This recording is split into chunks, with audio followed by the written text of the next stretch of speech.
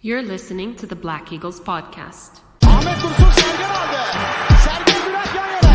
Sergen Bülent. Sergen. Yanında Tümer var. Tümer'e doğru aksi kaybetti. Tümer topu aldı. Sergen aldı. Gol! Gol! Gol! Sergen attı. Sergen attı. Şampiyonluk geldi. Sergen attı. Şampiyonluk geldi. İbrahim'in pası. Roma. Şimdi Ahmet. İkinci gole gidiyor Beşiktaş. Ahmet.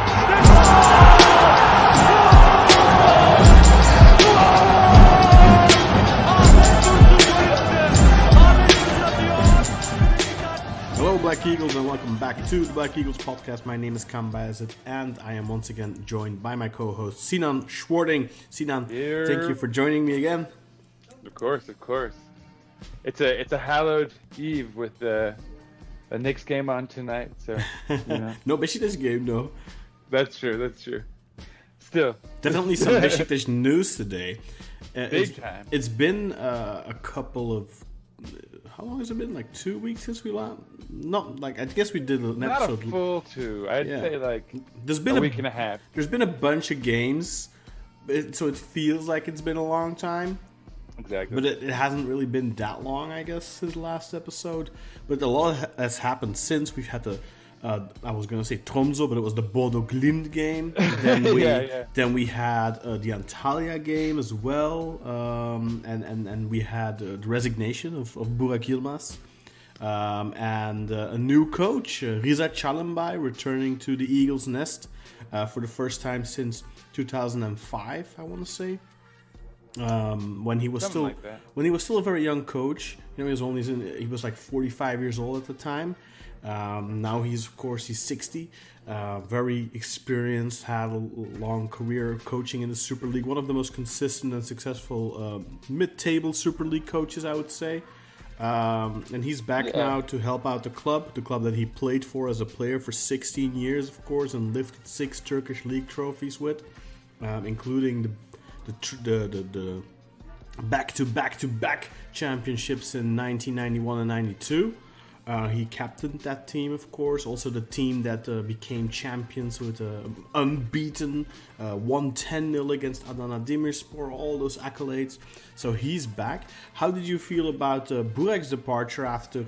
Well, let's start off with the Bodo Glimt result, which we lost 1-2 at home, and then the debacle, I would say, in Antalya, where we were winning at halftime, and then Burak makes some changes. You can argue whether he made the right decision or not by taking out Erik Bailly, who apparently got into a little bit of a tussle with Tayfur during the break. Wasn't the Antalya game before the Bodo? Yeah, I think it might have been. I'm getting it a little bit mixed up. No, dude, it's been that kind of a week. I think we could. I think he resigned. Didn't he resign after? Oh, well, it doesn't really matter. But what's your reaction to Burak leaving? What did you think of Burak's tenure, short tenure at the club? And how do you feel about his post-departure behavior? Tirade. I honestly think this whole thing is a shame, and a lot of it's like poor timing. It was like the impossible situation that he was put in, and like even still, I'll say good on him for like taking up the mantle and giving it a go. But obviously, the odds were always gonna be stacked against him. I think whatever goodwill he had initially clearly kind of wore thin a little bit, like. And I hate to you don't want to do any like armchair prognosticating or anything, and I'm not trying to pretend like I know at all, but one feels that like when he started doing things in much the same way that Chanel was, like as far as his lineups and rotation and all that, perhaps people got a little disenchanted there as well. I don't know. I don't know what it is that went wrong in a locker room or even stayed wrong. What I will say is that Riza Çalınbay stepped in, and it obviously like miracles don't happen overnight, and there's a lot of work that needs to be done. And we'll talk about the Başakşehir match, I think, later. But it certainly goes without saying that something improved rather quickly. And I think that you saw a wholesale kind of different approach from Rizzo with the lineup suggests that maybe the players recognize that things are being done differently enough that they can kind of buy in again. But if that's the case, that's bad on Burak. And then when you look at, I'll let you like commentate first on this. But when you look at his like exit and how it happened, and like the tirade and unfollowing everything with Besiktas and deleting all his photos with the badge and all that. And I know he sort of defended it by saying like the comments were getting really bad, but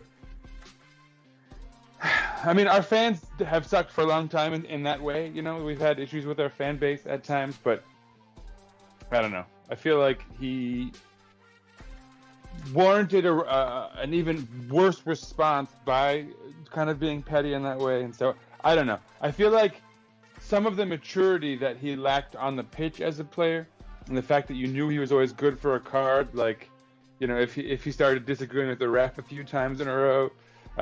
Obviously, some of that stuff kind of translates into his coaching career. And in his defense, his coaching career is still so young that he has room to grow up and develop and like kind of work on these things. But it's a shame that it's ended like this with Besiktas, because I think if he does get that chance and he ever does become a good coach, I think bridges are burned.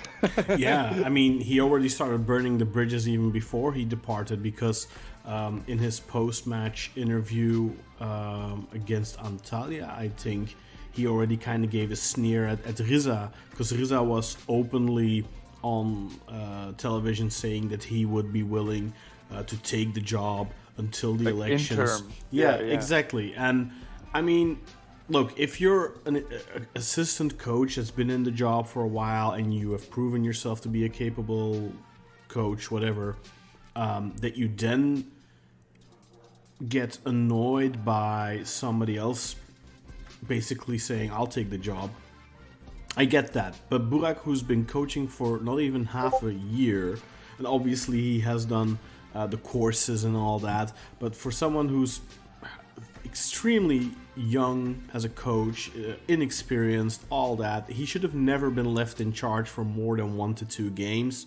I think actually, he hasn't done all the coursework, right? Because remember, for the European games, we had to register our assistant coach as the coach because he had the licensing, which is perhaps which answers the, like, for people who are wondering why we brought in part of Tudor's staff.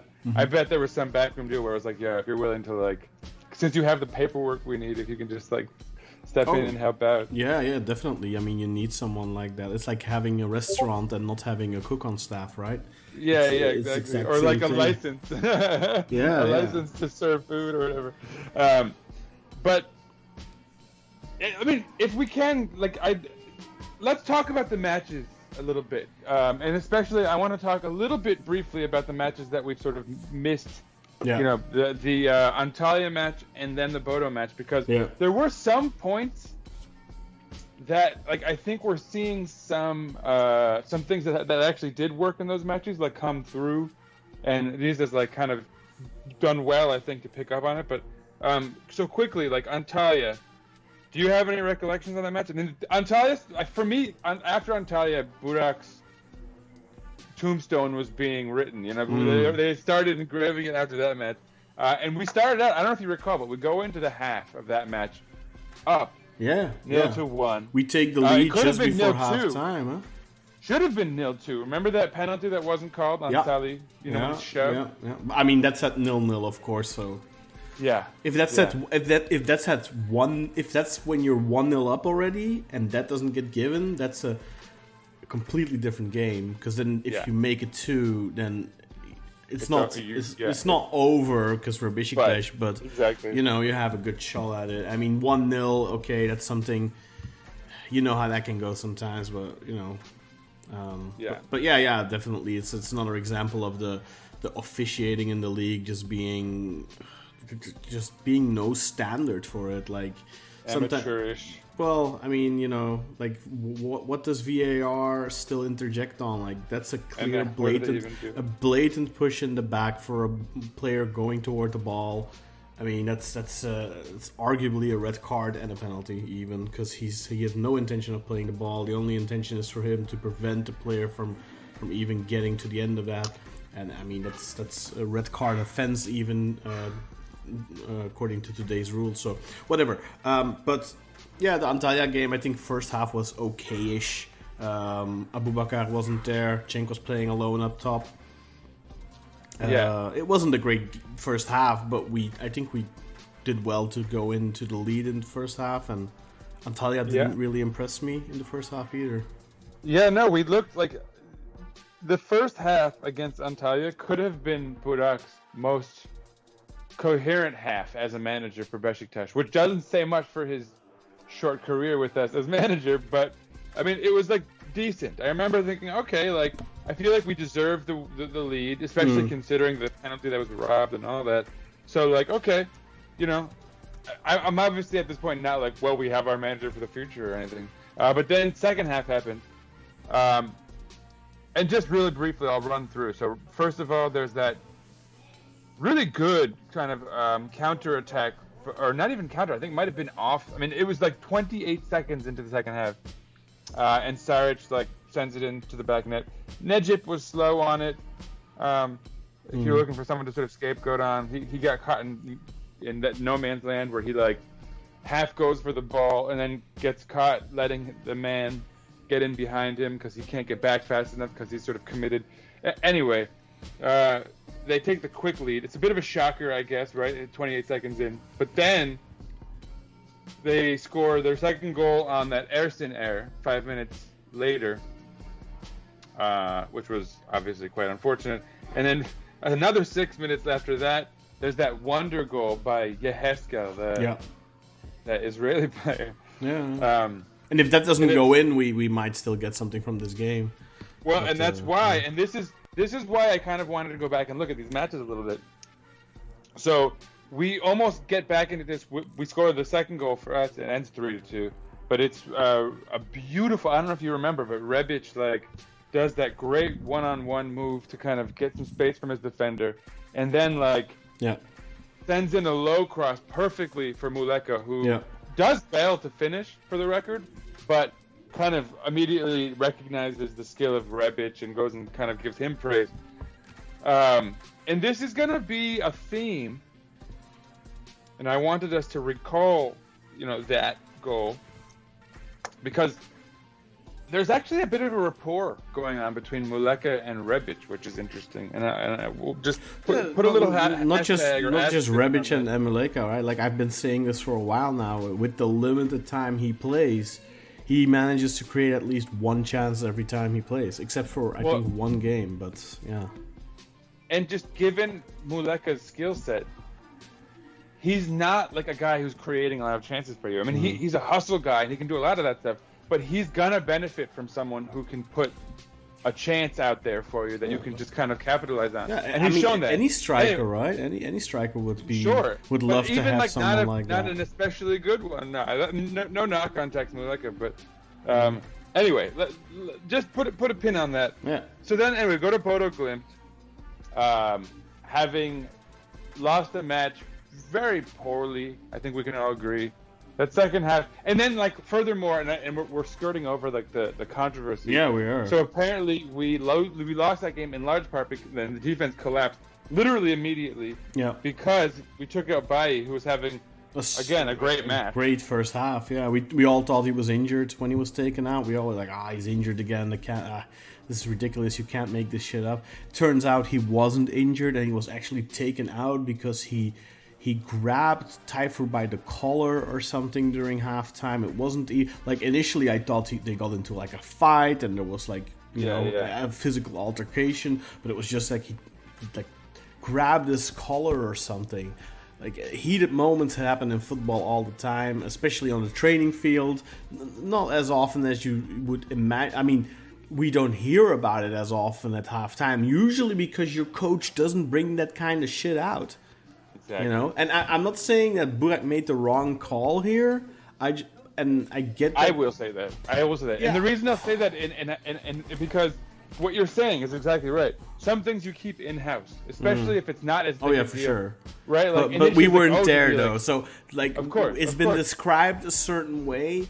So maybe it was more serious, and they just didn't want that to get out. But if it was just how they said it was, then I do agree that Burak definitely made a bad decision. On top of then bringing it out, which is just like, look, on the training pitch, there's cameras, there's journalists who are allowed in the facilities. They will pick up on fights like that. If something happens in the locker room, it should stay in the locker room. Players should not be leaking it, and most certainly the coach should not be making it public knowledge. Exactly. And what's worse is that, like, when we see how he kind of left the club and all the stuff he had to say, you really get the sense that Burak recognized he could be blamed for overreacting, and so he kind of tries to preempt that by putting all that information out at the post-game presser. And so in the end, it's his emotions and it's his, like, not wanting to be at blame, which as a manager you have to, like, the number one job of a manager, especially after a loss, is to come out and be like, look, this was my fault, right? Like, that's just your task, just for the sake of your players, and you have to tell them the same, like, because you want to restore their confidence. You don't want them to feel like they're not good enough. That's literally your job. Yeah. So, like, that's not a good look. That's all I'll say. But again, it was his first gig. Yeah, and, like, yeah. barely Of even, course, so. of course, you have to put it into perspective of him being extremely inexperienced. He was a hot-headed player. It was to be expected that some of that would translate into his coaching career. He is who he is. But at the end of the day, I definitely think, like you said, he definitely burned some bridges. And I think that it's kind of dumb of him, because after the game, he then went out and kind of gave Riza a sneer out of the pan. And I think if he would have just stayed respectful, and then he could have still been at the club right now. Because nobody ever expected him to become head coach, right? Nobody ever expected him to be long-term head coach unless he was super successful. So realistically, I think if somebody would have come in like a Sergen, like a Riza, then there would have been that hope that, look, hey, Burak can become the assistant. Although I think I have said in the past, like, who wants to have an assistant that ultimately is gutting for your job? Not a lot of people would, but I think he would have had a much better chance getting that assistant job back under Riza than he would under Sergen, because I don't think Sergen would tolerate a hyena in his midst. If you know what I mean. Yeah, of course. I think Riza, at 60, probably would have not had such an issue with it. You're exactly right. And it's the same sort of humility that he lacked in the presser and all that, like, if he'd looked big picture at the situation and recognized how much the cards were stacked against him, just given the nature of the job he was walking into, he could have been like, yo, okay, you know what, honestly, dude, Riza, like, take the mantle, let me, like, learn more in this role, right? And you can take the hit, right, for what's probably going to be some ugly football for a little while, and I'll just, ride this thing out and hopefully gain more experience and, like, maybe get my coach work done, the coursework done, rather, so that I can, be the manager next time we're in Europe or whatever, maybe. But or like, nope, I mean, take that role. He needs to look at it long term, like, realistically. Okay, I know Arda is doing his thing at Eyüp, and Emre had a pretty quick transition and all that. And there are definitely some examples of players that went relatively quickly to the coaching job and did well. But Burak, I mean, I was gonna say he got beat by Nuri Sahin in probably the game that lasted. Nuri literally transitioned from player to coach. He was still a player while he was already coaching Antalya, and then after a couple of games decided to hang up the boots and just keep, focusing on his coaching career. But I mean, Burak should just take. Like, he could have taken 1 or 2 seasons as an assistant or whatever. It doesn't really matter, but I think his ego he has always had a big ego, and of course big players have big egos, and he certainly was a big player, but I definitely think that Burak's ego got in the way here, and especially the need afterwards, after his departure, to kind of lash back at things and air the dirty laundry and say things that really he shouldn't have said. That just kind of speaks to Burak's personality and character that, I think is a little it's a shame. And actually, you just I think kind of touched on something which is probably so important to understand in the whole big picture of it. He was a big player, and he proved it in Turkey everywhere he went by the end of his career. And then also he went kind of abroad and showed what he could do immediately, right? Bringing Lille to French championship despite all the odds. So I think the adjustment for him from going from being a big player to being the opposite as a manager, right? Not even a manager. You don't even have your coursework done. You're not even allowed to register as a, I think that's where he has clearly shown a bit of a difficulty adjusting, right? He's not ready to be a small fish in a big pond. Yeah, and of course, he's forgotten that you got to work your way there. Man. His career plan also kind of came crashing down around him, of course, because he was working under his mentor, Shinel Gunesh, and he was going to be the assistant for a while and hopefully work his way up. I think that was not so long-term his plan. Like, once Shinel retires or whatever, or finishes his contract, then he maybe gets his chance. Of course, the chance came way too early now. I think he would have preferred to have it like a year down the road or something, or whenever Chanel would have left, which is completely understandable, and that is a logical way of thinking, I think, for a person in his position. But then, you also said some things about Chanel, basically calling him a grumpy old man, that he was shocked by the way Chanel handled how prickly Chanel was around the players and all that kind of stuff. He was surprised by that, and I just think. Look, as podcasters, I think we can both appreciate the insight and I think that's. I'm glad we know that. I think we already knew that, right? Yeah, exactly. We already knew by the way he treats certain players that he is an extremely. I think, as he got older, especially, because the fact that Burak was surprised by that suggests that it's not really a side he's seen of Chanel before. And he has had Chanel as a coach at Trabzonspor and, of course, at the national team. So it definitely does suggest that, that Chanel, maybe with age, which is normal. Chanel is in his 70s already. It's normal. Some people, people get grumpier as they get older. Not everyone, of course, but a lot of people do. And there's no shame in that, and I think it was also noticeable with how he handled certain players, including someone who we'll be talking about later, Ante Rebic. Oh yeah, for sure. Oh my God, that's the best example. But so again, as podcasters, we appreciate having our bias confirmed, if you will, right? Or just learning that what we suspected was true, but. It certainly also highlights a lack of professionalism on Burak's part, burning multiple bridges for no reason. I'm sure Chanel Ganesh loved hearing that. I think he definitely, like you said, burned a bridge. The chance of him coming back to Beşiktaş as a coach, maybe down the road, 10 years from now, but I don't see in the immediate future the opportunity for that. So he definitely. And just to quickly touch on his last performance, or our match with Bodo Glimt. First of all, so Abubakar injured in the warm up, which was a weird twist, or that was how it was reported. He had something interesting to say about Abubakar as well afterwards, right? Yeah, exactly. And we'll see how that pans out, right? But this was a terrible, very underwhelming performance. I thought through and through. Even though the score only ends up, we lose 1-2 at home. The performance all around was quite underwhelming. It got better again when Rebic came on, of course, which is, I don't know why managers struggled with that for as long as they did. I'm glad that our new guy hasn't. But so, first of all, Amarte, remember a snooze button goal to start the match, which he just does it. It seems like it's frustrating, and I think you mentioned this in the group chat.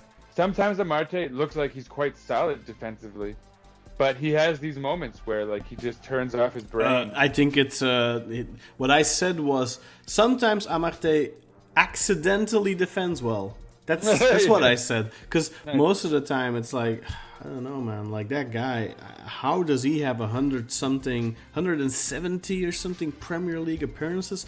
I honestly don't. As recently as like last season too. Yeah, it just makes no sense. I really don't understand. I mean, that makes no sense to me. He's one of the, I mean, I'm not gonna say worst players I've ever seen, but he's definitely one of the worst central defenders we've had in a while.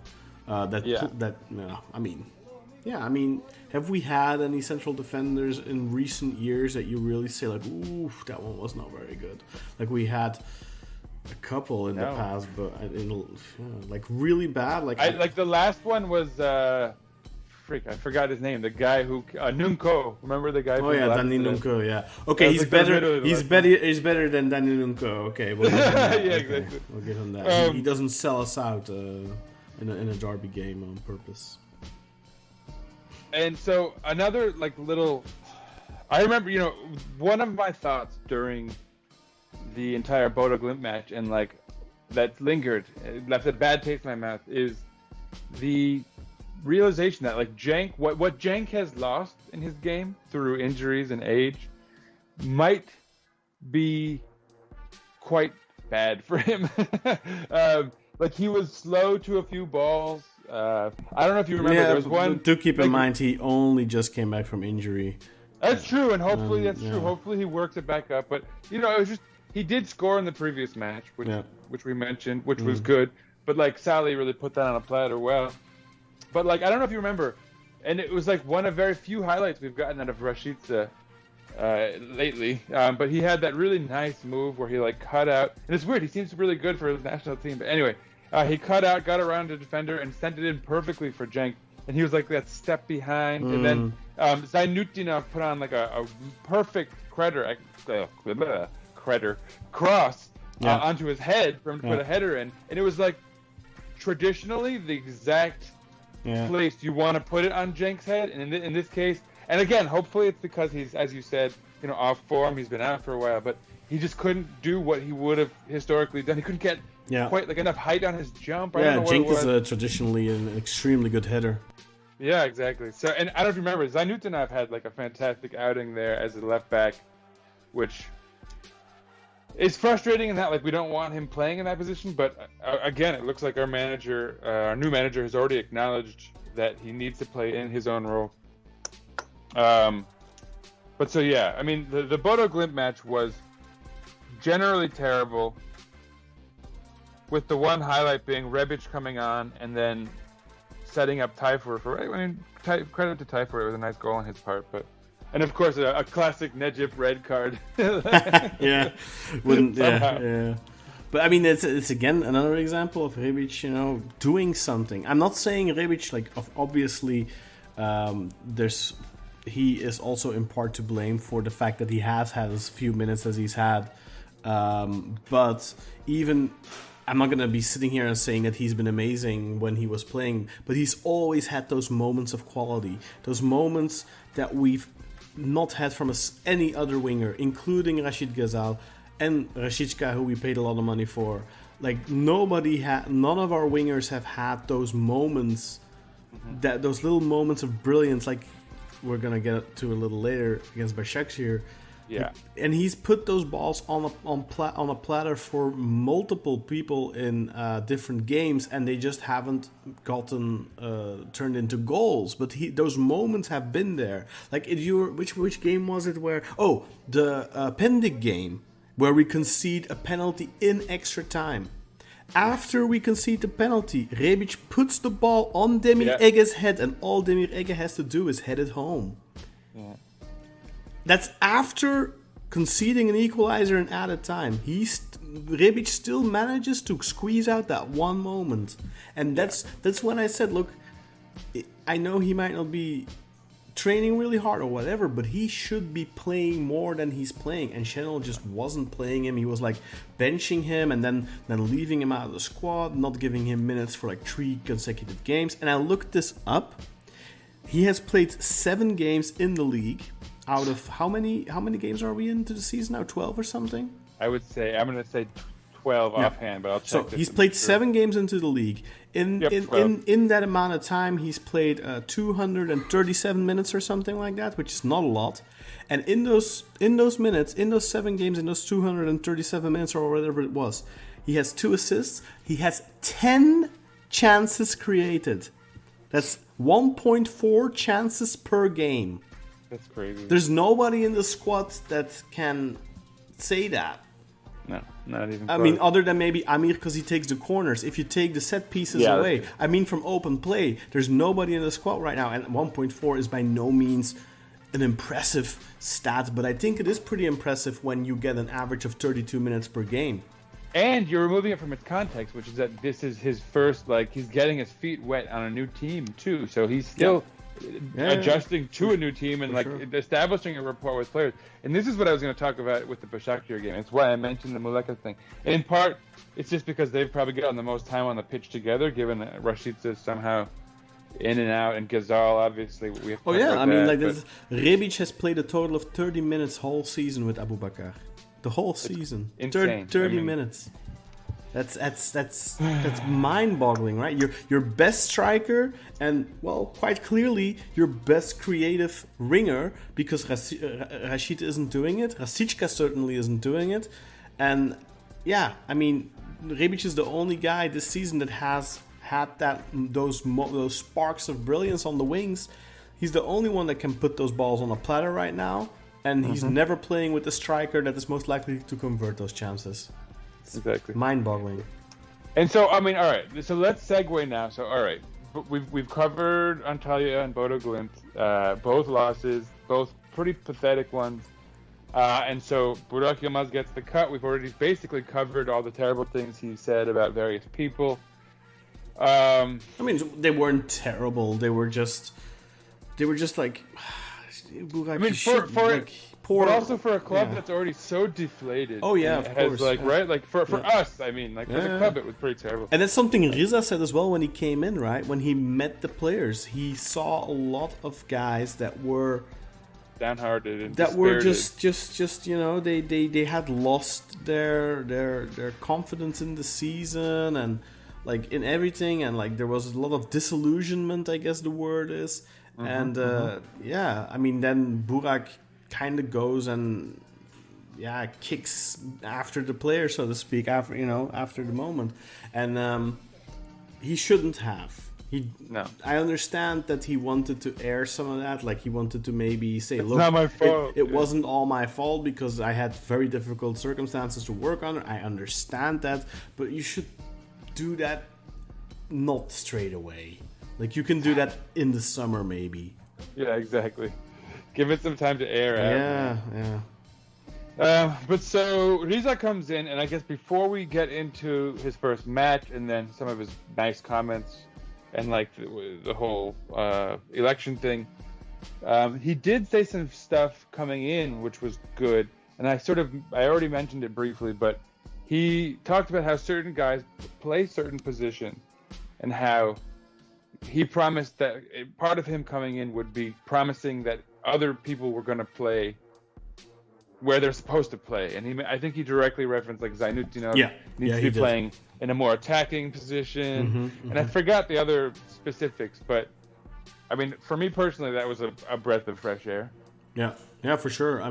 Look, I understand when you, and I've said this in our group chat as well, Zaynutdinov is kind of a victim of his own versatility because he's able to play in different positions, and he never really gets utilized in his strongest positions.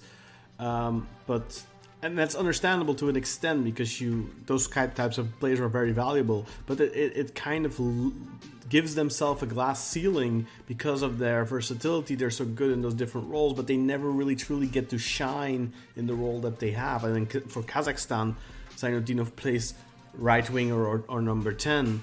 So it's he's leading goal scorer in nation history. He's had he scored 10 goals in 30 or something like that in 30 caps. I thought it was 13 or something. But anyway, doesn't either way. He might have actually because he scored twice recently, I think. Yeah, he was adding to those figures. Yeah. It was the previous international break, I believe. But so no, And like I've been saying this for a long time. People are like, oh, like Cenk is a serviceable winger. He can sort of slide into that Laren role. Well, he can provide goals from the wing. Yeah, great, but like he is a striker. If he ever plays for the national team, he's a striker. It would be ideal, even given Abubakar's sort of general flakiness, if we had him in that role, used to playing in that role, getting comfortable playing with the other guys on the wings, with him in that role. So like there's so many elements to which when I heard Aziz Chalamba say that, I was like, yes, like.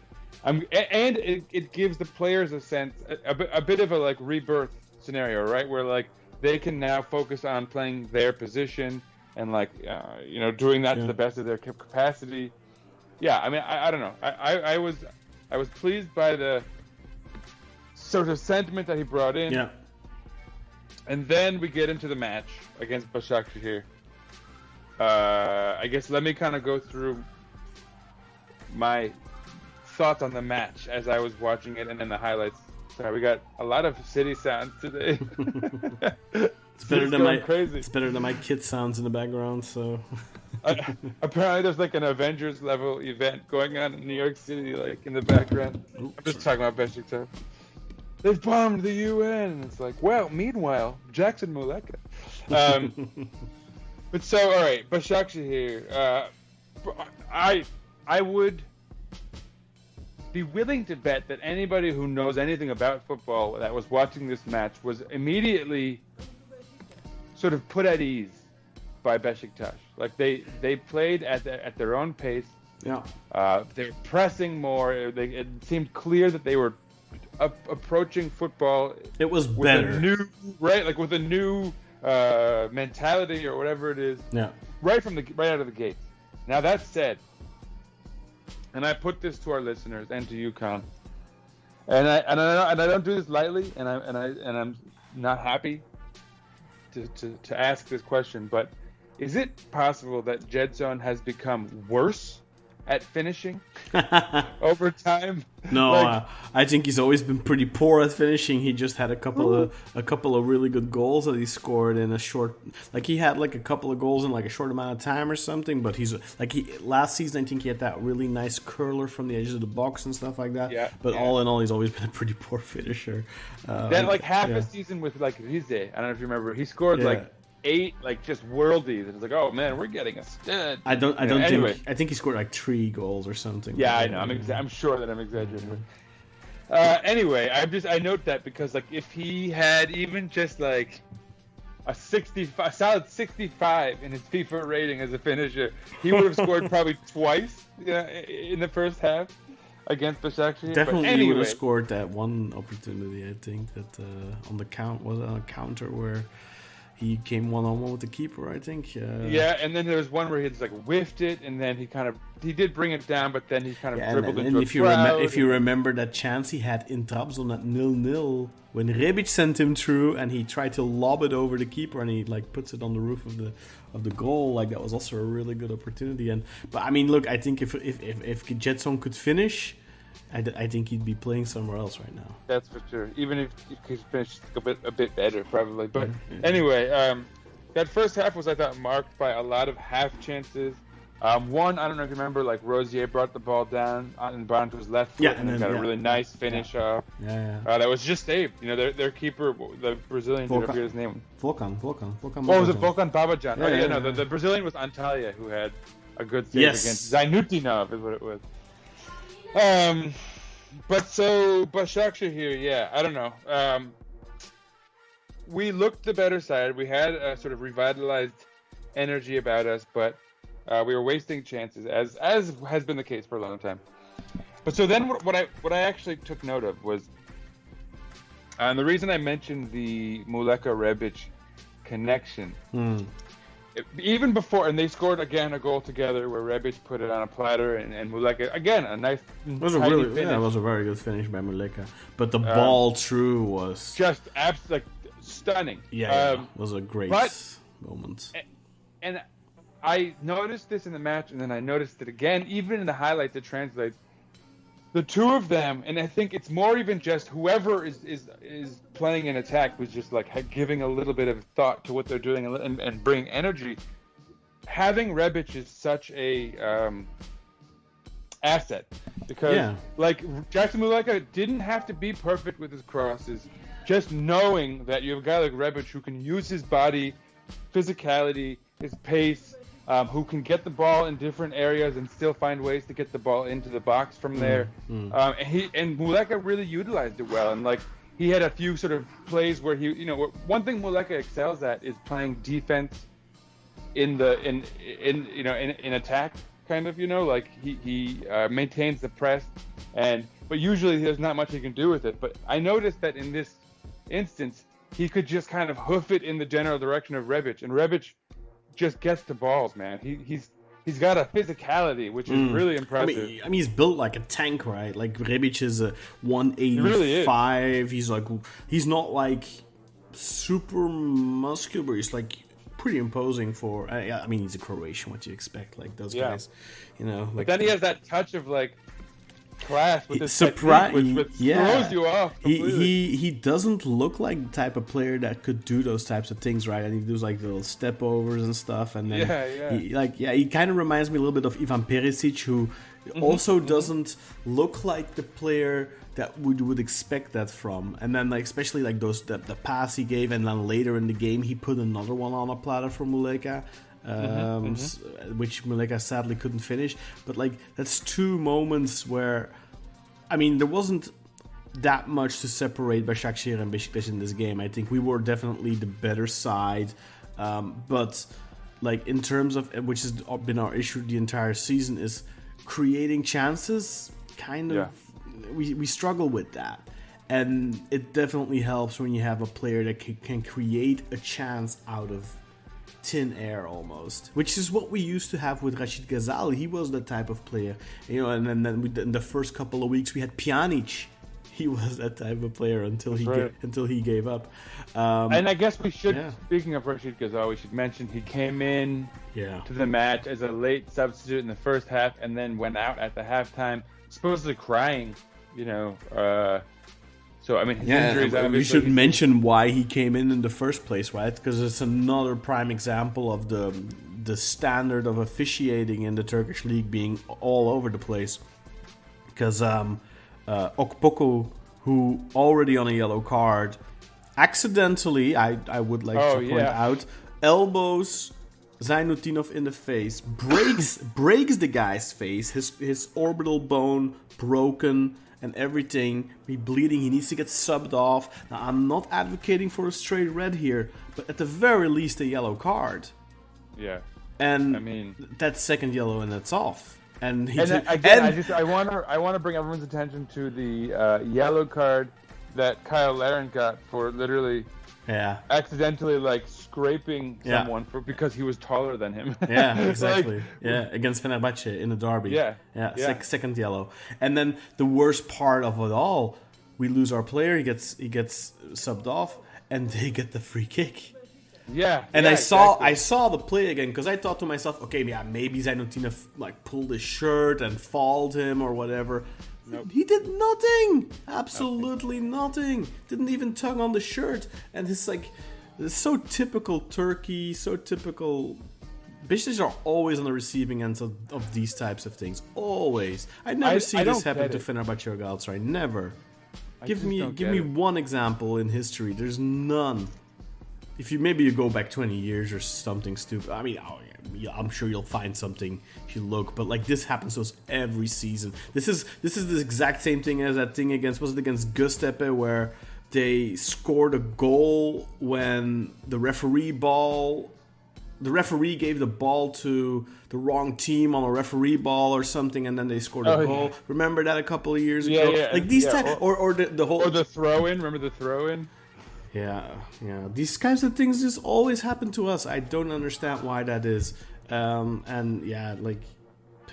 Look, I mean, I didn't want us to win this game with 11 versus 10. Like, I didn't really want Başakşehir to get a red card because I wanted us to win it I wanted us to win it 11 versus 11. And I didn't want to get I didn't want Riza's first game back to be a cheap win against 10. I didn't want that. But that's just like, that's so typical, man. Like, just send that guy. Okpoku, no hard feelings against the guy at all, but he should have been sent off. That's his second yellow. He injured someone. Like really badly. I mean, yeah. Really badly. I don't know what his timetable for return is. Maybe he can come back with like a mask. He will. I mean, yeah. Look, like usually people who get something like I remember Ibrahim Zulmas having a similar injury. Usually that doesn't take too long.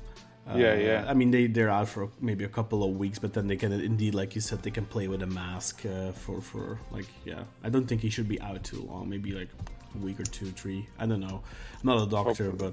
but I mean, the international break came at a good time. We'll say that. Exactly. But so yeah, besides that, the game. I mean, look, Rebic was the obvious man of the match. Perhaps even in many ways the only bright spot, except for maybe like Muleka, a little Rosier, Merkunok. Couple good saves at the end. Like my only criticism of Riza Çalınbay's, the output for this match was that I thought we played far too defensively after we took the lead, and they had 2 decent chances. One of them, I think Merkunok just like saved it professionally, so we thought it was a chance, but actually the shot was just right at him from a distance. The second one, late in the match, that was a great save on his part. Right at the end, I think. Yeah. But I want to preface something. Like, even though I was critical of how we kind of sat back and played too defensively, I didn't think we did though. Well, I think we kept attacking. To Riza's credit, though, he actually said that we did, and that he didn't like that. So that's perfect. Yeah, I think he said something like, "I told the players to keep going forward because I didn't want us to sit back," or something like that. Yeah. And if anything, it's like bad habits that take a little time to beat out of. But I definitely think we've seen defeated. a lot worse examples of sitting back and like against Lugano when Rosier got Pendik. Speaking of Pendik, yeah, but Lugano in particular, as soon as Rosier got sent off at 2-0, we started sitting back like ridiculously, like completely like leaning back and inviting the pressure completely and not alleviating it at all. And it was definitely not this bad here. And also like the amount of subs that Riza had available to him were very limited. I mean, the only point of criticism we could maybe point to is that Semi Kilicsoy, I think everyone will be happy to hear that Semi Kilicsoy did not get an opportunity. He will not be. Everyone won't be happy that he didn't get an opportunity, but he will be happy to hear that we mentioned it, because Semi is definitely somebody I'd like to see get more minutes. Because he is a talent, I think, and there's something there. He's young enough. He only just turned 18 at the beginning of the season, so there's really a diamond in the rough that we could hone if we play things right. I mean, the only problem is that he plays behind Rebic, but that could be a blessing in disguise. In that, I mean, Rebic is no spring chicken. I'm sure he put Rebic on the left, put Semi on the right. You can even. I mean, Semi is another forward that can play as a winger, but I think he's more a striker than he is a winger, really. Well, and so look, here's the thing. So from now on, it's gonna be one of 3 players, because Ghazal is out, Zainutdinov is out, although he would play on the left side anyway, I think. So it's either gonna be Rashica. Who am I forgetting over there? Taifu potentially. Sure, although again, typically more on the left side, but he could really kind of slide in anywhere, I suppose. He plays everywhere, who am I forgetting? I'm forgetting someone. Oh, obviously Jackson Muleka, right? I mean, who played there already. Taifu, I think, is the perfect example of a jack of all trades that fits that role perfectly, because he can play it all suitably, but there's not somewhere where you say, "Oh, he's the victim of his own versatility because he doesn't get to play in his original position." Whereas Zainutdinov, I think, has something to him that makes him potentially a very good player. I don't want to go on a limb and say a special player. I just want to say a good player. A very good player, maybe, like if he plays in his natural position. Whereas, with a special player, I think Prime Ghazal, and I think Although, and I will say one thing about Taifu is that when he plays in his last couple of performances where he's played as a left wing back again, he does bring a lot more as far as he doesn't like the things he doesn't do well don't hurt you as much as they do in the center of the midfield, and he still has that capacity to get sort of cut in and have those shots from the outside, from sort of deeper from the goal, a little further out. And he's a good player. Got some talent there. And he's a good link-up player as well. He knows how to combine with his teammates. He makes decent runs. He has good instincts. I mean, it's really a wonder to me that, because Typhoon is 30 years old. Like, I'm really surprised that he, like, I guess he's a late bloomer because he never really stood out. Like, in his early to mid 20s, he never really stood out in the league. It wasn't until in his later 20s that he started looking like a decent player, really. So it's a shame, because if he could have peaked earlier, like, in his early 20s, I think he would have been at a big club a long time ago. For sure. Even maybe not necessarily as a starter, but like as he is now with us, like a versatile guy on the bench, a jack of all trades. It's a shame that he's 30 years old already. So for anyone who's curious about his history, he played product. For Alanyaspor was his long one. For 4 years he played for Alanyaspor, and that's where he got onto our radar, and we ended up getting him. I actually made him one. I had to make him for the FIFA database, I believe. Nice. Like 10 years ago or something like that. But so it looks like oh, of course. He wasted his 4 years at Gensler, making one appearance. Of course, Ankara is where you go to waste away. He went on loan a few times and played for lower division sides and stuff. It's weird. I guess the radar just wasn't on him. Yeah. Interesting. Yeah. And he played for Göztepe for a little bit. I mean, that can happen in Turkey, right? Look at Evran, you right? do well enough to play for these sides, and you get a good run with them, like he did for Göztepe and Alanya, but not quite well enough. You need to get a break. Young enough. You need to get the break. Yeah. You need to get the break. Yeah. Look at Evran. You just need to get a break and an opportunity, and then not get injured when you get a break, which unfortunately happens to players too often as well when they finally do. Let's say Semi at the beginning of the season, when after he scored that goal against Neftchi Baku. There was an opportunity there for him, I think, and then he got injured, and that took the wind out of his sails. And that's just, and it's the same thing for Aydin Hasic, right? He was during our last championship season under Sergen, he was getting those sub appearances. He was getting a couple of goals here and there, so one or two important. I mean, at the end of the day, at the end of that season, every goal turned out to be very important. But he was at the cusp.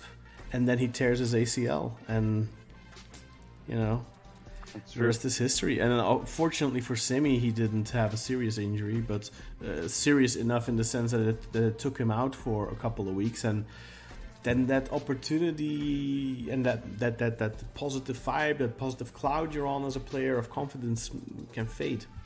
For sure. Yeah. But best of luck. But obviously for Hasic, it did not work out. He had a bad enough injury that. It's really unfortunate. I was a big fan. I mean, me and Evran both, we were really big fans of Hasic, and I think me and Evran. I have his jersey, dude. I got him on. Me and Evran as well. Like Semi, I think we're big fans of him, of his potential as well, and I hope it works out for a change, because we've had so many big talents over the years that didn't pan out, whether it be injuries or whether it be personal issues. Like Mohamed Demirci.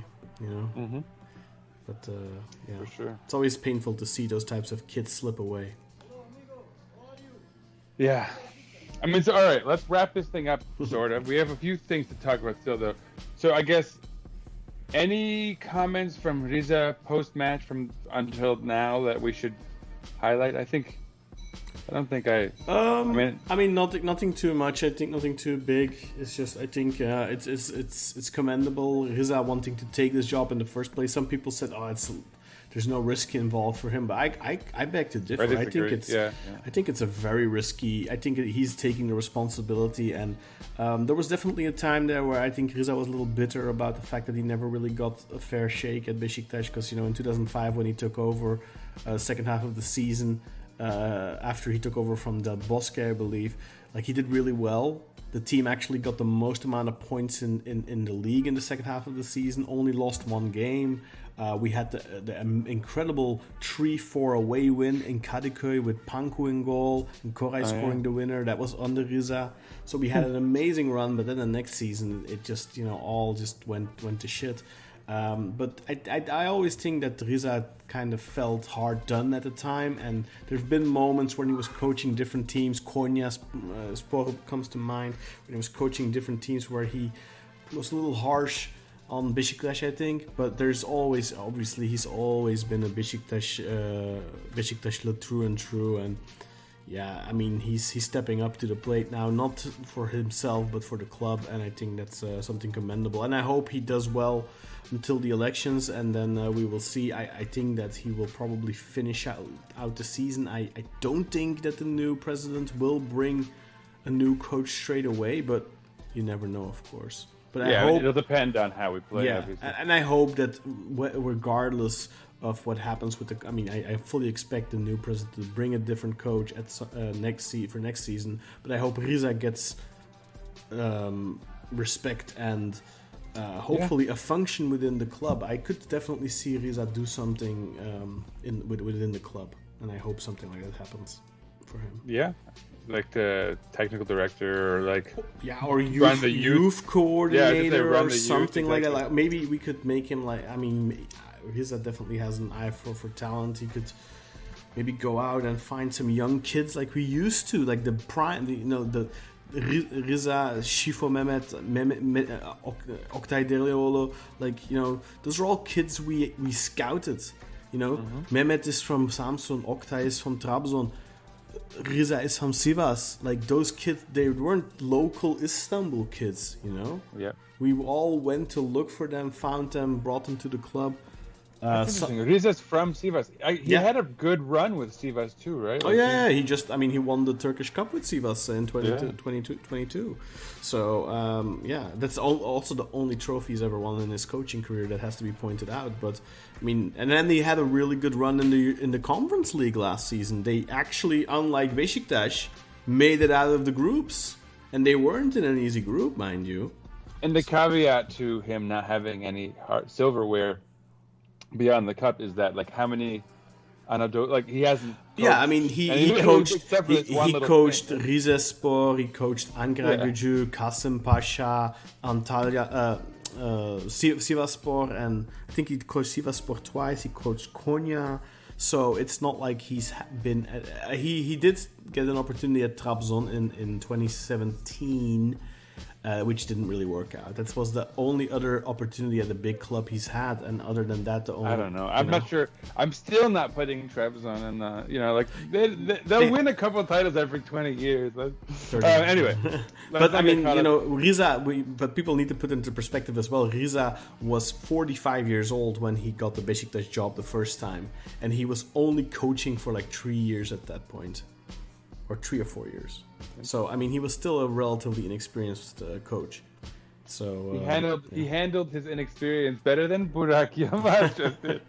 Anyway, so let's talk. The last big news segment is obviously our election. So we have, I think it's safe to say, we have firmly established 2 candidates. Yes.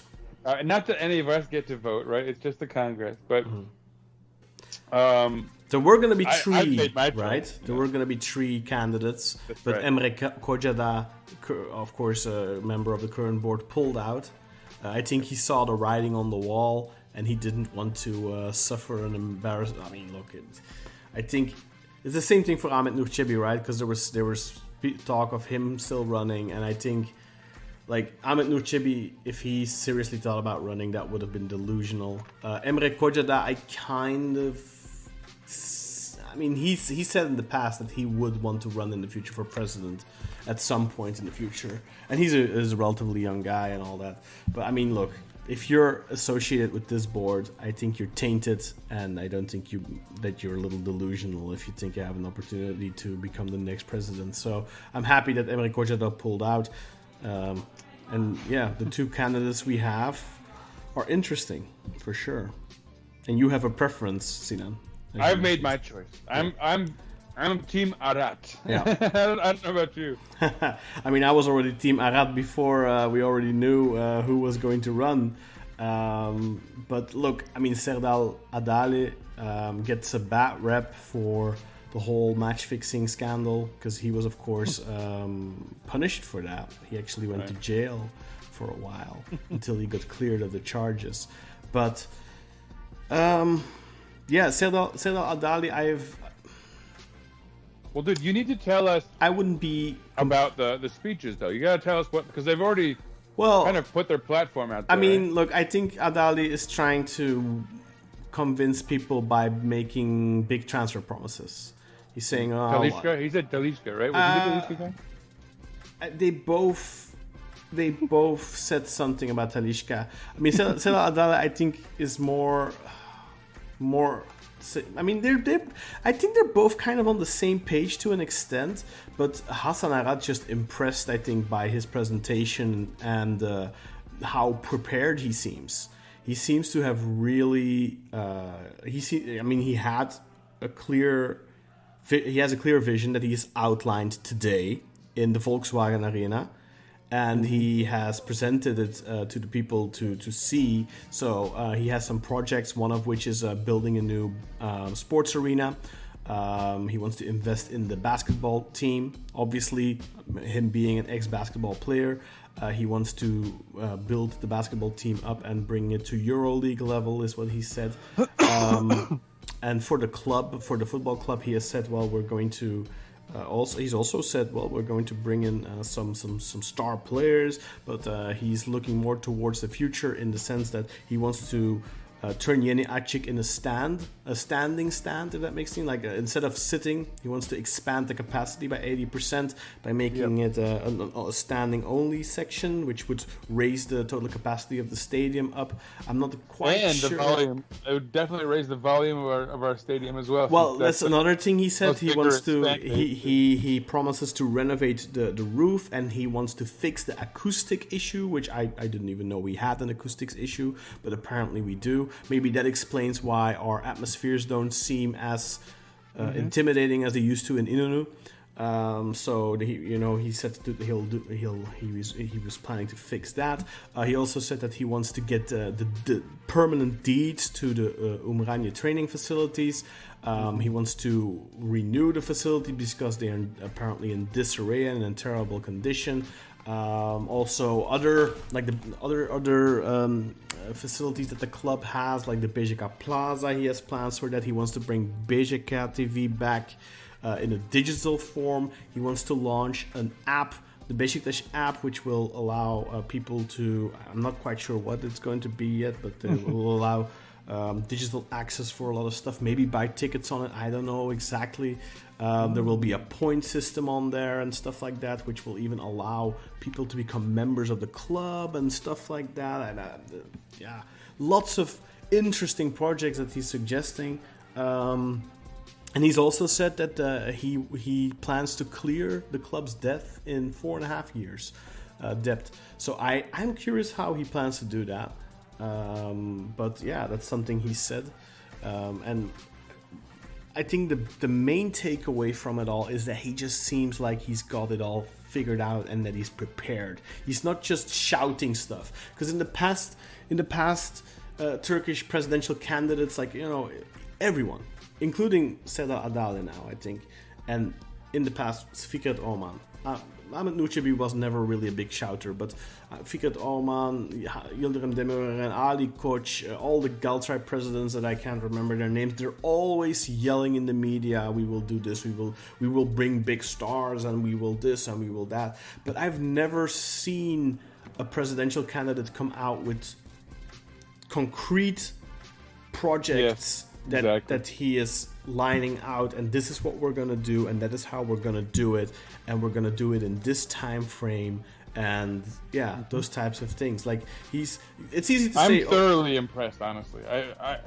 I like you say, not only have we never seen anything like it, but it's basically exactly what we need. Someone who can articulate this stuff, who already has a plan coming into it, but then you can only imagine that with people with certain expertise, he'll have more access to that stuff through the organization, and so he can come up with even better ideas. But we need that sort of ambition. We need someone with this mentality of like, there's a problem that we need to fix. Yeah. People have almost like been pretending, like, you know, we've been living in sort of make believe land for so long that it was very, very, very, very, very refreshing to hear somebody with that mentality. And I think the thing is with Ahmed Nurchebi was his thing was, well, we have to fix these financial issues and we can't really. But then, I mean, the financial issues didn't get fixed at all. The club definitely stagnated. Players were getting paid, but it seemed like everything was just going towards now, and there was no planning for the future at all under Chibi. And maybe, I mean, look, Orman deserves a lot of criticism for the latter years, but obviously he managed to get the stadium built and stuff like that, so he definitely contributed towards the future of the club. And I think like now, I think Arad seems like the candidate that you'd want to win because he does have plans, like pretty significant plans for the future of the club and for hopefully the longevity of the club. I don't know how that's going to translate in immediate success, which is of course something that is extremely important in football, and especially in Turkey for the fans. I don't know. He did promise big names, and he did promise that he is in talks with some elite clubs already and all that stuff, and for players. So he also said, I think, that they were going to try and fix the squad in the next transfer window already, like the shortages. So that's a tall order, I think. I don't know how exactly he plans to finish it. Although he did mention the other day, not today, but he mentioned in I think in his might have been in Germany when he was because he was in Germany as well, talking to a lot of Beşiktaş fans. He did mention that he is actually close friends with Chelsea owner Bowley. So there's a chance that we'd be bringing in some players from Chelsea on loan. I mean, look, Chelsea right now, of course, isn't. But yeah, there's definitely, they have obviously Chelsea, the way they do business, they have a million. They have a million great players. I was going to say that could be exactly the right club, because I feel like they're in a position where they kind of let guys slip through the cracks because they have such overabundance. Definitely, and they've been like that for a long time, even before Bowley took over. Like, look at Kevin De Bruyne. You know, he definitely slipped through the cracks there. But yeah, it's going to be interesting to see how he does and what he does and who he plans to bring in as a coach. There's rumors of Antonio Conte and stuff like that. Let's not forget that Quaresma was once a guy who slipped through Chelsea's cracks. So. I'm a little different, I think, but yeah. I know. I mean, it's more a coincidence than anything else. But yeah, I mean, I definitely think that Hasan Arat has impressed the fan base today with his presentation and all that. And I think Serdar Adali, who I for sure think would have been a very interesting opponent and a dangerous opponent, because he does make big promises, and I wouldn't even be surprised if he would. Because Serdar Adali has done it in the past. He paid out of his own pocket. He was very involved with the Quaresma transfer, all that kind of stuff. So he has a proven track record of bringing big names to the club. So I definitely think that there was, especially after the summer that Fenerbahce and Galatasaray had, I definitely think that there was a big section of the fan base, of the Beşiktaş fan base, that were gasping or for that type of or they really wanted that kind of thing. So I think that Serdar Adali would have really had a good chance. But now I think after today, I think Hasan Arat is the firm favorite. But of course, you know, the Congress will have to decide. And politics, club politics. Yeah, I was going to say, who knows what guides those. But I mean, those folks. I'm not. Look, if the situation was a little different, I would have not been so fussed. I would have been, sure, give Serdar Adali a try. But I think when you have a candidate that's this prepared and has such a good plan outlined with such an ambitious plan, I think you would be actively damaging the club as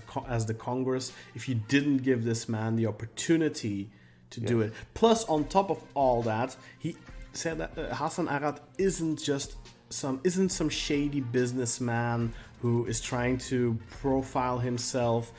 He is somebody that's been involved in the club for three decades plus. He was vice president under Süleyman Seba between 98 and 2000. He has been enthralled with this club for his entire life, basically, his entire adult life at least. He's had a very successful professional career. He's a member of FIBA, which is the FIFA of basketball. He is he's a board member of that. He is Olympics committee member. He was one of the leading figures for the 2022 or 2020 Olympic game bid from Turkey and stuff like that. I mean, he's involved in so much different sports aspects of sports in the world. He knows the sports world. He knows the business world. Like, there's so much there that is exactly, I think, what a football club needs, is somebody who has know-how. And what's so, I think, appealing too is that he's like, he brings like the appeal of an outsider, you know, which the club obviously needs. We need a new direction entirely, with the kind of acumen and the resume and the ability of someone who is an insider, who has a lot of the abilities and skills like established and developed. Yeah. So I mean, it's like a perfect confluence. And frankly, I think the Congress, if they let us down and don't make this move, they'll just be discrediting themselves, and they'll probably be inviting a lot of speculation and criticism and, you know, concern about the Congress itself, which, you know, who knows? It could go there. Who knows? But there's been a lot of talk about how Fikret Orman at the time closed the Congress applications, and then Ahmet Nurçebi closed them because they wanted to keep the votes in their pockets and stuff like that. So there's been a lot of negative talk about how that all functions and how it all works. So I think for their own credibility, they have only, I think realistically they only have one option. And one more thing I did want to say is at a certain point during his presentation that the crowd started chanting for Talisca. And Hassan Arat did say we will sit down and talk to everyone or something like along those lines. So he did basically say, okay, we will explore that possibility, but I don't think that. I mean, look, fans need to be. You gotta please the crowd, right? Yeah, but what are you gonna say? He didn't. Sorry, pardon my language. He didn't promise to bring Talisca or anything like that. And that's something I really like, the fact that he hasn't promised to bring anyone specifics. He has said we will bring some world stars or world class players or whatever, which in Turkey they have the Dunya Yıldızı, they have that word, especially these days. But right? Usually, I mean, it's quite not all encompassing, but it's a broad term in Turkey, because I think a player that is decent, that plays for a big club, is already considered that. Is always considered like Ante Rebic is probably considered that. Falls under that category. And I like Rebic, but look, I mean, Rebic is not Quaresma. No, he is not Mario Gomez in terms of name. And this might be a good point to wrap things up with, because we're running on long here. But I feel like I have to say that Rebic could be. And I think, in fact, if he keeps playing to the standard he has and keeps getting playing time, which it looks like he will, I think he's going to make both Şenol Güneş and Burak look very bad. I think he already did with his performance against Başakşehir. I think it can get worse. I think it can get a lot worse. I mean, of course, if he consistently manages to do this, then he will make them look like idiots. But I think he already made them look kind of stupid, because given the lack of quality we have had all season up top, not utilizing that. Exactly. Even that's if what I mean. Riza even said he's only at 40% of his capacity right now. Exactly. Imagine that guy playing at 70 or 80%. And the reason I mentioned it is, I don't know if you recall, but when Valerian left, everyone was his undoing. What looks the most daft is that he had put Jedson on the bench. Yeah. Right? Yeah. And I think it could look a lot worse to have put someone like Rebic on the bench, especially given the context that you just mentioned. Yeah. In the big picture, and I think it's already headed in that direction, honestly. Yeah. That's where I'll leave things. Oh yeah. Good riddance to the old. Bring in the new. I'm honestly cautiously optimistic about the Riza Çalınbay era, because why not, right? Like, he's already shown a willingness to say the right things, to do the right thing, right? Like, what else? Yeah. I mean, obviously he was kind of. I do kind of think that he was kind of forced into it because Rasicka wasn't available because he had to go to Kosovo. And then, of course, Abubakar wasn't available, Masuaku wasn't available. But, like, a lot of players were not available. So Rebic playing was kind of a given. I would dare say he probably would have played if Burak was in charge as well. But, yeah, I mean, still, I think it does show whether Riza would have played him if other players were available or not. He played him at the end of the day, and they didn't. And, yeah, I think that... definitely. Also, I mean, look, even the fact that Riza has been speaking very positively about Rebic in the press.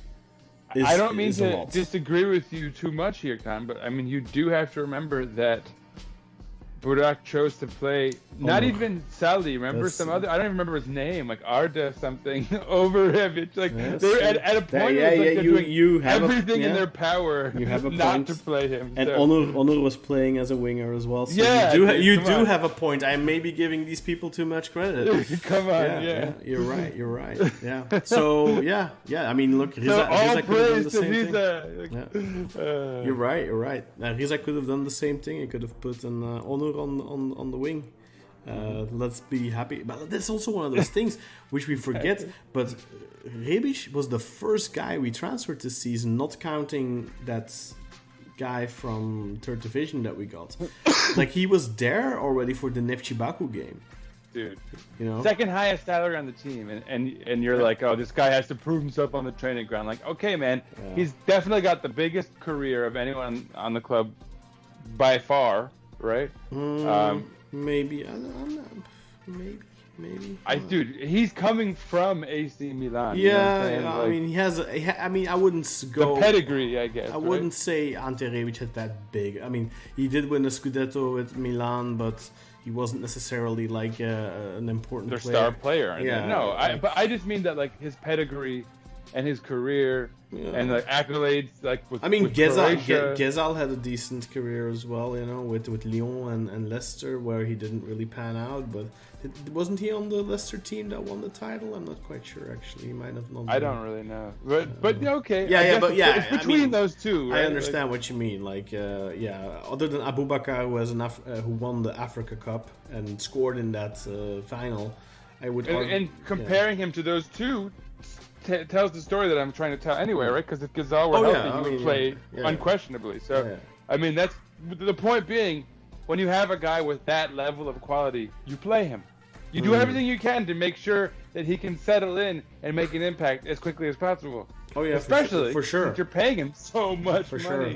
But that's like, I've been saying that since the beginning of the season, and I've also said it in the past about guys like Negredo and about guys like Lens, like where I really think Channel screwed the pooch and dropped the ball, because like the club makes these investments and then he doesn't do anything, like almost out of spite.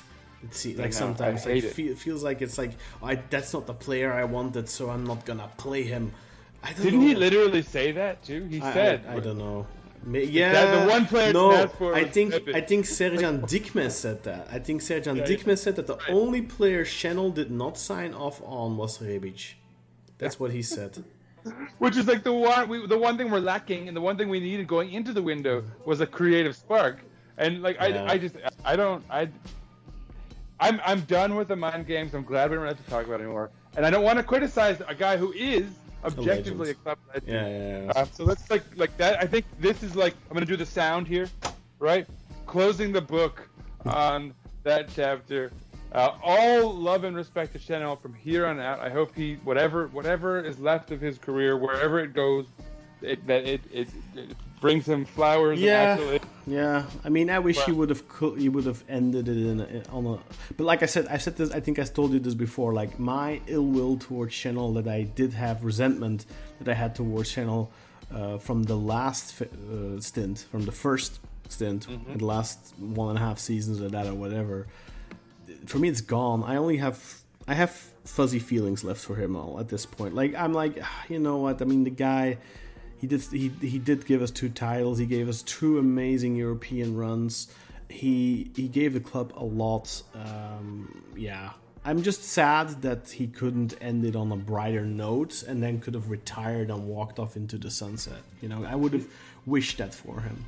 The only reason I'm not with you on this is that the moment I will be fully on the train with you that you're on is when I can guarantee that the next time there's a vacancy for the head coaching job, we don't have like more than half of the fan base clamoring for Shenel Gunesh. I don't. You know what? I think that won't happen again. I think.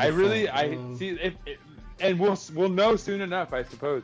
But when that does happen, sure, I'll jump fully on board. I think that the majority of fans see it now that Shenel had something after last season. He built something to an extent, and he had something going into this season, and he kind of dropped the ball himself. Especially now if Rebic is going to continue this and is going to continue playing well and giving assists and contributing, especially that I think will reflect very poorly on how fans will remember Shenel's second stint, and I think they won't be asking for him back after that.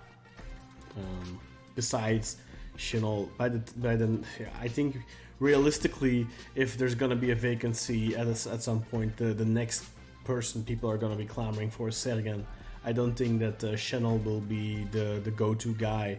I think Sergen will be, and it won't be for another couple of years before Shenel would naturally be that go-to guy again, and by that time he's going to be 80 or something, and I think hopefully he will have retired. I think Shenel Gunesh needs to hang it up and just enjoy his pension and maybe become a pundit or something, because he has That's what I said. Exactly. Yeah, he has an amazing way with words, of course.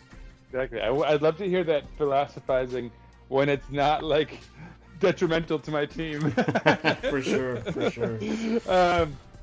But yeah, I mean, look, let's wrap it up. I guess before we do, like, what's next on the tab? So we're obviously on a bit of a break, but I think actually one wise thing about our timing here is that we can, our listeners have something to sort of sate themselves with during this break, because we delayed it. And so our next match, like, it's not that far off, right? Sunday, November 19th. Wow. That is a far way off. No, it's not. It's currently November 16th, isn't it? Oh my God, it's coming Sunday even. Yeah. Oh my gosh, or 7 a.m. It's the 18th already, technically. Oh, it's a friendly. Oh, okay. Yeah, it's a friendly game against Sakaryaspor, isn't it? Against Sakarya, yeah. That's to commemorate Suleyman Seba. And then our next friendly is on the 22nd, and so then our first official match back is next Sunday. Okay, so yeah, I think we've actually done this quite well, Khan. Next match is the following Sunday against Samsunspor. It's another 8 a.m. match for me here in New York City. So breakfast with Besiktas. Well, so looking forward to. I hope the Sakarya game is going to be broadcast somewhere, hopefully on YouTube or something, so we can watch it. Again, Hassan Arat is gaining points just by the fact that we have friendly matches, which could be broadcast by us somehow. Imagine that if he would say a YouTube channel, a functional YouTube channel, a TV channel again. Yeah. I love the idea of that, by the way. Yeah. I feel like. I mean, look, I think the old-fashioned way the club TVs work, that like being an actual TV station. I get that they kind of abandoned that a little bit, but I think you could do like a 24/7 streaming television, where you just show, like, you can do like programming for the normal daytime hours, like 9 to 11 or something, and then for the rest during the night you can just show old games. Exactly, and you could probably get some paid programming in there to get some money, right? Like, they have those infomercials and stuff during like the dead hours. Yeah, or do like a betting program, or I don't know. You can do lots of different things to bring in some income or to. Exactly, and I wonder, like, so here in the U.S., in New York specifically, and I think there are a few other teams that have this, although I'm not sure. We have a station called MSG, and so the owner of the Madison Square Garden runs the team. he owns a TV channel, so all the Knicks games are there, which so like every New Yorker knows MSG quite well. But then they actually have like done a fairly good job of. They have like a betting program, like you said, which has a pretty serious following, and then for all the pre-game and post-game stuff, people go there automatically, even when the Knicks are on like. You could have TV. Şenol Güneş on Beşiktaş Exactly. TV. In the See, this is where you can have roles for guys like that. Exactly. Yeah, exactly. Bring in Mehmet Özdilek. Bring in like those. Types Or of just a guys. talent by like next. Yeah, I mean, just bring in down. those club legends. Bring Metin Tekin, Feyyaz Uçar. You can bring all those guys in and throw them some extra cash, and then have them be involved with the club somehow. And that's what the Knicks do a pretty good job of that, bringing in old guys, and then they have these like charity programs and stuff, and they air that on there. Oh yeah, so, for sure. And You like could, whenever like you press could, conferences, whenever there's like a new coach or new players or whatever it is, people tune in and they have special events and stuff. So I mean, there's stuff you can do with TV to make money and expand your brand a little bit. Of course, yeah. You could organize. You remember that Soma tournament they did like a couple of years back, where there was like it was like an indoor football. And it was like five or six players from Beşiktaş against Fenerbahçe, against Galatasaray, against Trabzon. And you had like Tümer and Ahmet Dursun and Ilhan Mansız, and I think Numa was there, and like you had like lots of cool names. Like you could organize things like that. You could have like, or you could like have, and they would have somewhere to live on TV. You could have in turn on YouTube, so that we could all see stuff. You could have Legends games. There's endless possibilities. You could. Yeah, there's just so many possibilities you can go down. There's so many fun things you can do, of course. But look, obviously the club is in a situation where finances are tight. So I don't know how they are going to do all this. And that, like I'm curious, like Hasan Arat is going to have to bring in some major benefactors. One more thing that he mentioned, by the way, is that he wants to put one of his board members. Is somebody who is really big in the textile industry, so he wants to put that person in charge of Kartal Yuvasi. And he wants to do some major things with Kartal Yuvasi. He wants to really expand it. He wants to bring out different collections for kids, for women. We've talked about this lots a of lot. stuff. Yeah. And like, dude, it's been. This is a good point to make actually too. So here in New York City, right? Like PSG just recently opened up a store, and you see people walking around with like their bag, that they've gone and shopped and bought, and obviously that's a level that we haven't achieved yet. But we could do such a better job of expanding people's knowledge of us as a club and our brand and all of that by spending a little more on having like headquarters like in the United States, like have a New York store, have a London shop, have a freaking Tokyo shop, like that was something that could have been expanded on the Fikret Orman era, which sadly wasn't.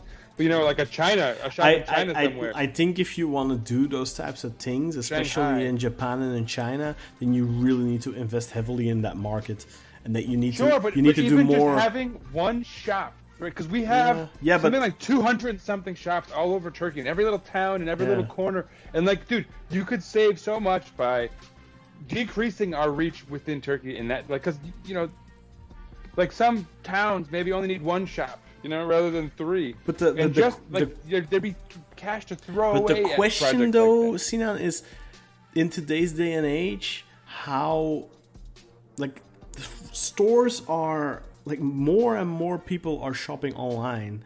Like I think it's more important to have an online presence everywhere in the world. Sure. Like, look, our friend Asim, who's from Australia. He really struggles getting jerseys and stuff like that, right? Like he has to go and get them in Turkey. Fix. Like have a distribution center in Australia, so Turks who live in Australia can easily get shirts. Have a distribution center in the United States. Like that's what I'm saying. We have that in Europe. There's kartalyuvasi.eu, and for me, it's really easy to get shirts, but for you, it's a pain. Right, and you live in the United freaking States. In New York, no less. It's not like I live in like some random. Yeah, that's ridiculous. That it shouldn't be difficult for you. Like, look, I think a president, like, and this was for a while the case under Fikret Oman, is that Adidas stores carried our shirts, but that's not the case anymore. You used to be able to go. I have a technical issue. Someone's at my door. I'll let you wrap it up. I'll stay on for one more second. All right. Keep going though. Well, anyway, I think that'll do it for this. We've been going on for a long time, but it's an exciting time coming along. We have elections coming up real soon. I think it's the 26th or something of November, and it's going to be decided in one round because both people who are running are so it's going to be decided then. We're going to know in the near future who our new president is. We've talked about it, we've talked about the games, we've talked about everything. We will be covering stuff next week. Maybe we'll talk about the Sakarya game, we'll be talking about the friendly against Samsung, but that'll do it for this week's episode of the Black Eagles podcast. My name is Kam Bayezid, and Sinan Schwarding, my co-host, will I'm here and I have to say, let's go Besiktas! Peace out, everyone. See you next time. Follow us on Twitter at Besiktas Podcasts. Follow Sinan at Sir_Writes_a lot. And follow me at Razerian. Razerian. Çok